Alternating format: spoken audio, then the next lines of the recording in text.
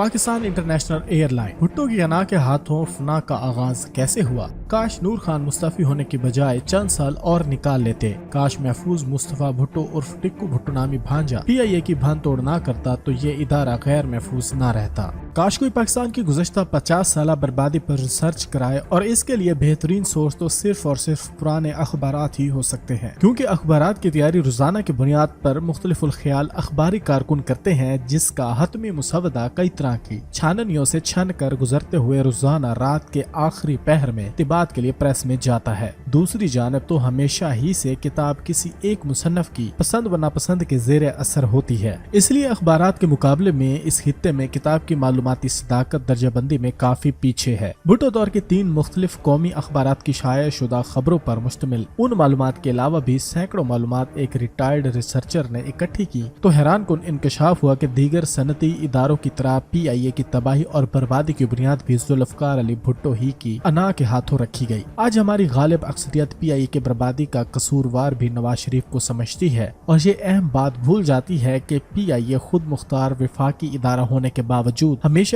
ہمیشہ ہی وفاق سے کہیں زیادہ کراچی کے زیر کنٹرول رہا ہے۔ ذوالفقار علی بھٹو ایئر مارشل نور خان اور پی آئی اے کے عنوان سے جمع شدہ معلومات کے مطابق بھٹو بلاشبہ ایک بڑا آدمی تھا، لیکن بدقسمتی سے وہ اپنی انا پرستی جاگیردارانہ سوچ کے زیر اثر year marshal retired Noor Khan جیسے انتہائی با اصول سچے موتی سے ٹکرا گیا، اور اس ٹکراؤ نے پی آئی اے کی بربادی کا آغاز کر دیا۔ محفوظ مصطفیٰ بھٹو عرف ٹکو بھٹو نامی ایک شخص جو کہ اس وقت کے وزیر اعظم ذوالفقار علی بھٹو کا بھانجا تھا، اور جس کی تعلیمی قابلیت قطعی طور پر سیلز پروموشن آفیسر جیسی اہم پوسٹ کے مطابق نہ تھی، مگر بھٹو مرحوم نے اسے پی آئی اے میں اس اہم ترین اسامی پر تعینات کرا دیا، جس کے لیے لوگ آج بھی نہ جانے کتنی سفارشیں، رشوتیں اور دھکے کھاتے ہیں۔ محفوظ مصطفیٰ بھٹو کا دفتر اس وقت کراچی جمخانہ کلب کے قریب ہی تھا۔ انہیں پی آئی اے کی طرف سے تمام تر مراد میسر تھیں۔ وہ ٹکو کے نام سے مشہور تھے اور اس کے اصل نام سے بہت ہی لوگ کم واقف تھے۔ ممتاز اس وقت سندھ کے وزیر اعلیٰ ہوا کرتے تھے، اس لیے محفوظ مصطفیٰ عرف ٹکو کی تمام مصروفیات کا تعلق پی آئی اے کے بجائے وزیر اعلیٰ ہاؤس، مختلف وزراء، سیکریٹریٹ،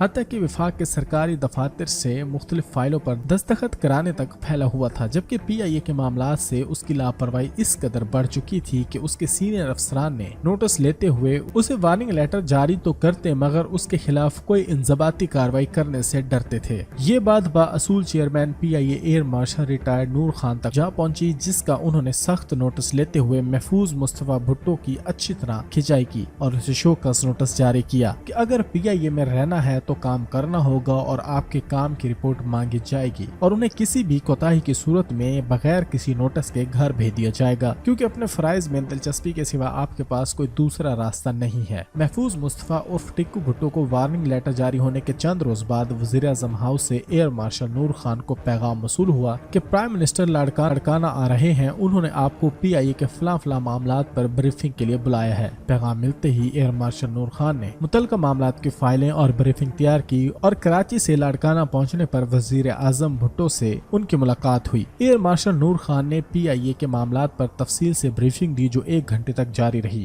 میٹنگ کے بعد ایئر مارشل نور خان وزیر اعظم ذوالفقار علی بھٹو سے ہاتھ ملانے کے بعد جانے لگے تو بھٹو نے تلخ لہجے میں کہا، ایئر مارشل مت بھولیے گا کہ بھٹو جہاں بھی ہو وہ بھٹو ہی ہوتا ہے۔ انگریزی میں ان کے الفاظ کچھ یوں تھے، air marshal Bhutto is a Bhutto wherever he is. Air marshal Noor Khan سمجھ گئے کہ انہیں محفوظ مصطفیٰ بھٹو عرف ٹکو کے حوالے سے وارننگ دی گئی۔ نور خان نے بھٹو کی اس بات پر کسی قسم کا رد عمل تو نہ دیا، البتہ ایک ہلکی سی مسکراہٹ سے وزیر اعظم کو خدا حافظ کہتے ہوئے کراچی اپنے دفتر پہنچے اور چند منٹوں بعد اپنا استعفیٰ وزیر اعظم ہاؤس بھجوا دیا۔ محفوظ مصطفیٰ بھٹو وہ پہلی چوٹ تھی جو سابقہ وزیر اعظم بھٹو کے ہاتھوں پی آئی اے کو لگی، اور نور خان جاتے ہی پی آئی اے میں کراچی کی سیاست داخل ہو گئی۔ وہ پی آئی اے جو ایئر مارشل نور خان کے زمانے میں پاکستان کے وقار کی علامت تھی، آج پوری دنیا میں پاکستان کی جگ ہزائی کی وجہ بن چکی ہے۔ ایئر مارشل نور خان کے بعد پی آئی اے بتدریج تنزلی کی طرف چلتی گئی اور پھر ایسی گرائی گئی کہ کبھی سنبھالی ہی نہ جا سکی۔ ایئر مارشل نور خان اس قوم کا وہ ستارہ تھا جو air force, P I a, squash, hockey اور کرکٹ سمیت ہر عہدے پر جہاں بھی براجمان ہوا پاکستان کے نام اور مقام کو بلندیوں تک لے گیا۔ بڑے بڑے ترقی یافتہ ملکوں کے سیاح اور ٹریولرز اپنے اپنے ملکوں کی year lines per P I اے کو ترجیح دیتے تھے۔ نور خان مرحوم کی وطن سے محبت ایک واقعہ سے ماپی جا سکتی ہے۔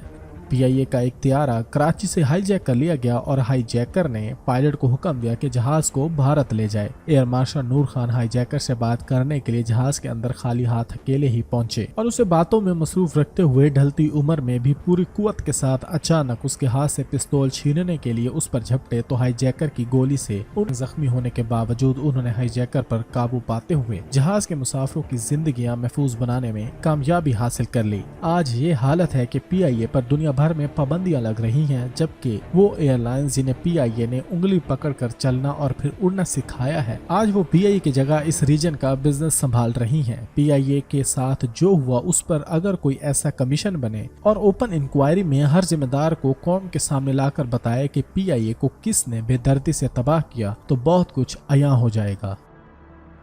अगर आपको हमारी ये वीडियो अच्छी लगी है तो इसको ज्यादा से ज्यादा शेयर और लाइक कीजिए।